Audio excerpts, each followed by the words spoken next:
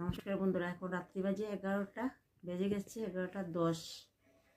কখন খাওয়া হয়ে গেছে, কিন্তু আমি বসে আছি, বসে আমি ভাবছি।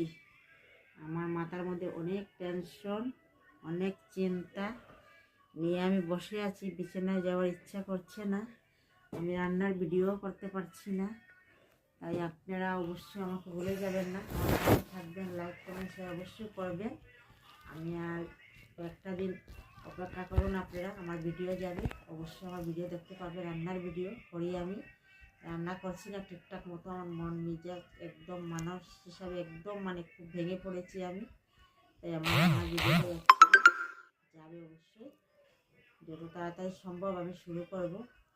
আর আজকে আমার বিছানায় যাওয়ার ইচ্ছা করছে না, কিছু করার ইচ্ছে করছে না, কিন্তু খেয়েছি অল্প।